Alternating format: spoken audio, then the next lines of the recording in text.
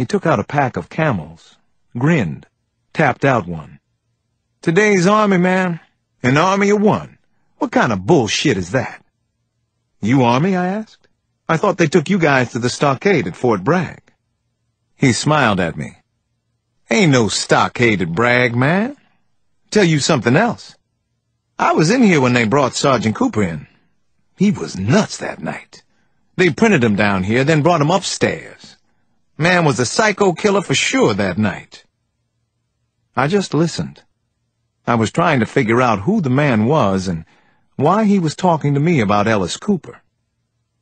"I'm going to tell you something for your own good. Everybody around here knows he did those women. He was a well-known freak." The man blew out concentrated rings of smoke. Then he pushed himself off the floor and shuffled away. I wondered what in hell was going on. Had somebody arranged the fight at the bar? The whole thing tonight? Who was the guy who had come over to talk to me, to give me advice for my own good? A short while later, a guard came and took him away. He glanced my way as he was leaving. Then Sampson and I got to spend the night in the crowded, foul-smelling holding cell. We took turns sleeping. In the morning, I heard someone call our names. "Cross, Sampson." One of the guards had opened the door to the holding cell. He was trying to wave away the stink. "Cross, Sampson." Sampson and I stiffly pushed ourselves up off the floor. "Right here, where you left us last night," I said.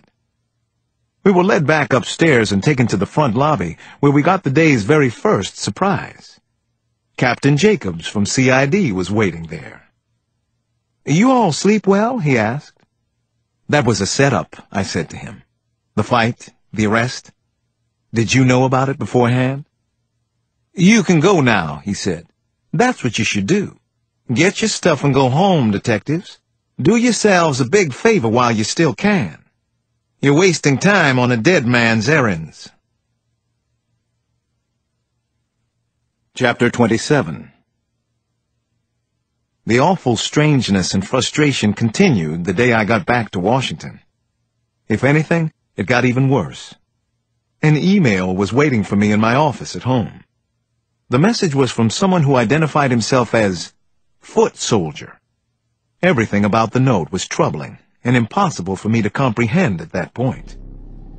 It began, "For Detective Alex Cross, your general interest. The Pentagon is currently taking steps to prevent some of the more than 1,000 deaths each year in the peacetime Army. The deaths come from car crashes, suicides, and murders.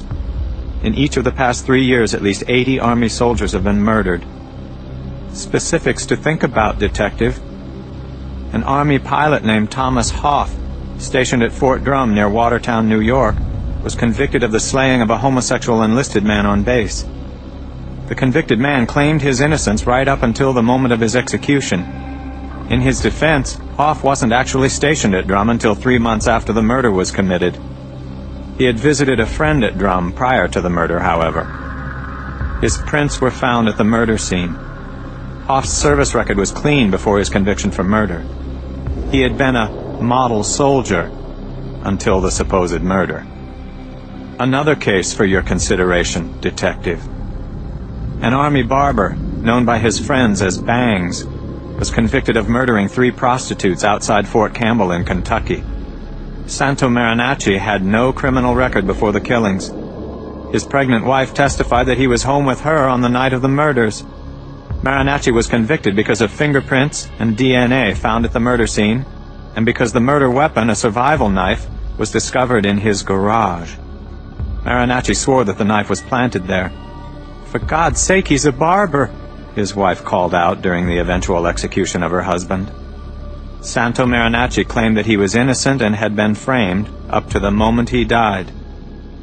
Foot Soldier. I read Foot Soldier's email over again. Then I called Sampson at home. I read him the message. He didn't know what to make of it either. He said he'd contact Ellis Cooper as soon as he hung up with me. We both wondered if Cooper might be behind the strange note. For the rest of the day, I couldn't get the disturbing message out of my head, though. Information had been passed to me that someone thought was important. No conclusions were reached.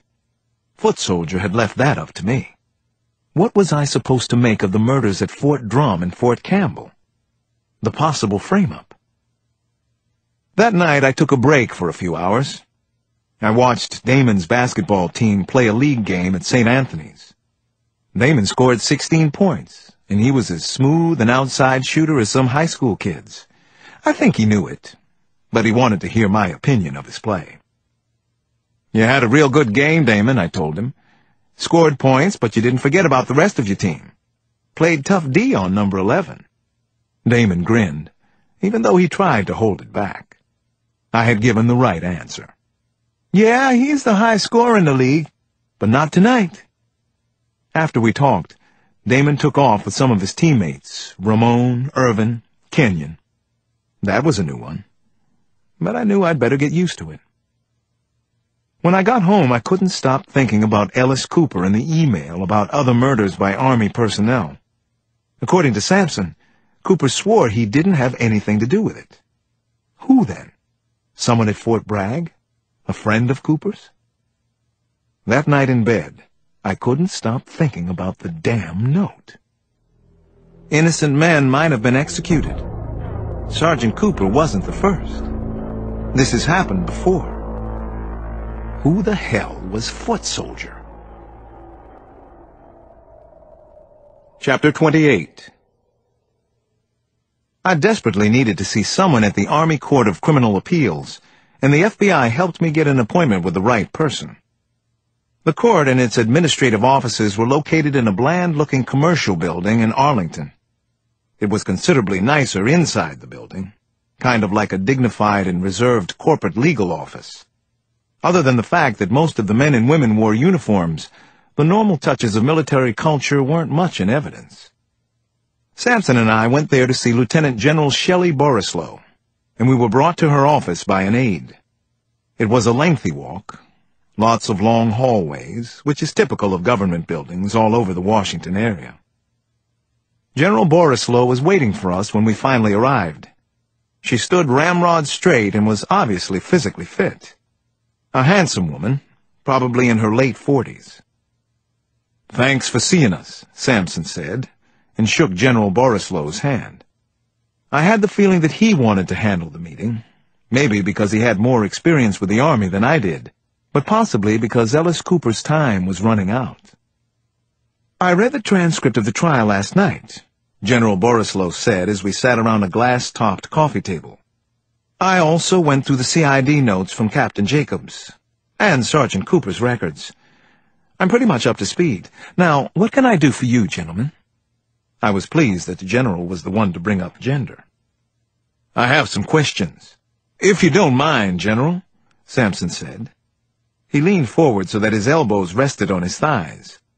His eyes were steady on General Borislow's, who was just as focused on Sampson's. "Ask any questions you wish.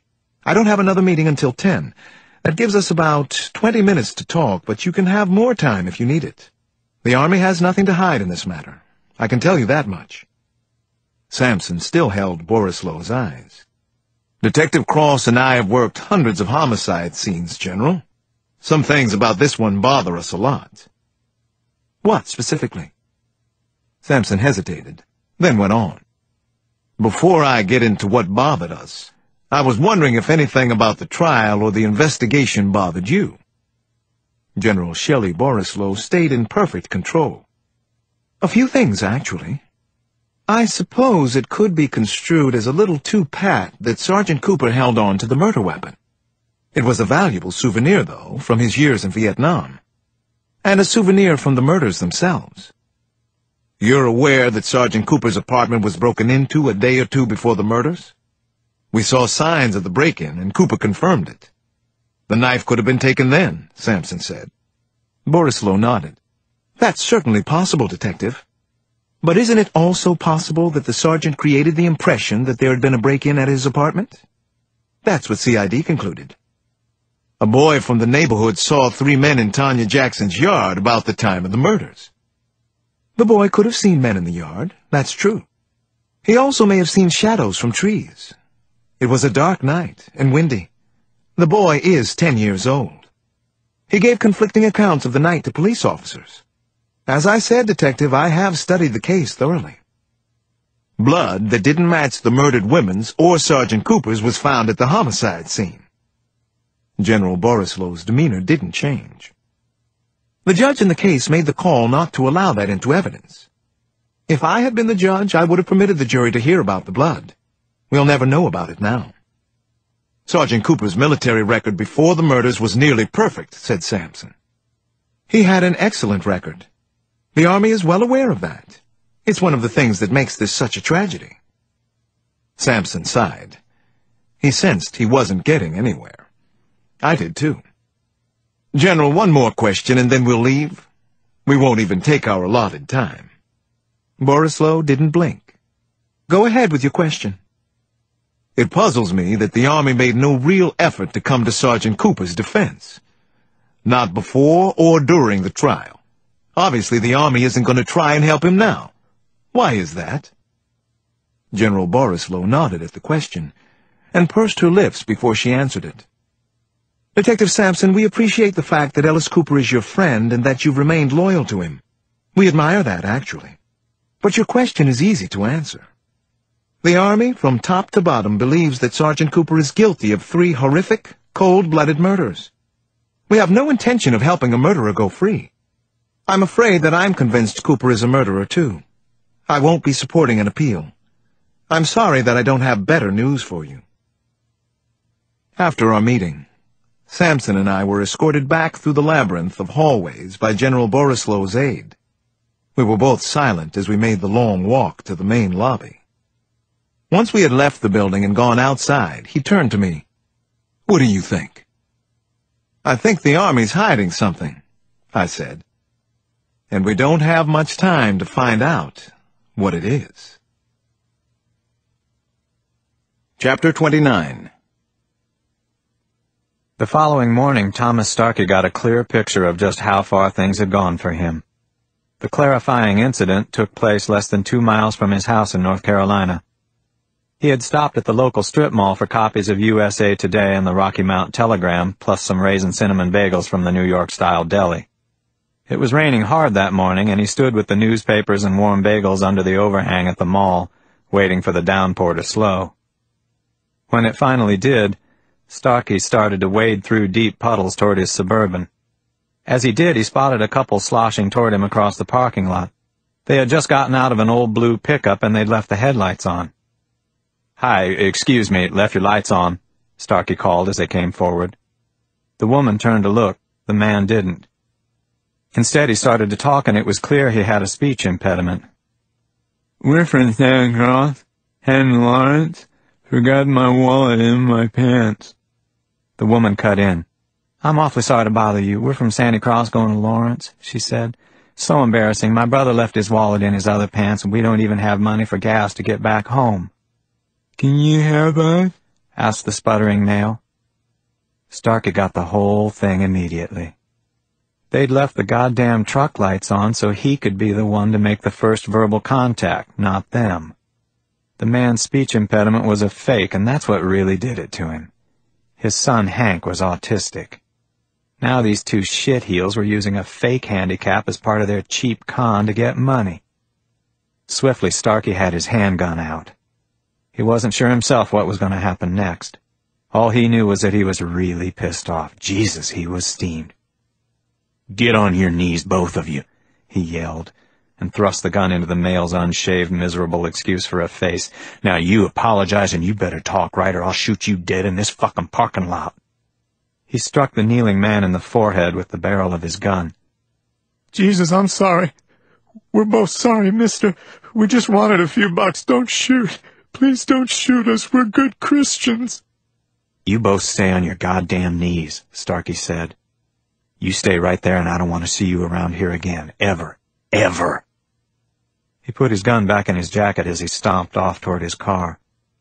He got to the Suburban, and thank God his teenage daughter had been listening to rock music and not watching what had gone on in the parking lot. Melanie was off in her own little world as usual. Let's skedaddle home, Starkey said as he scrunched down into the front seat of the Suburban.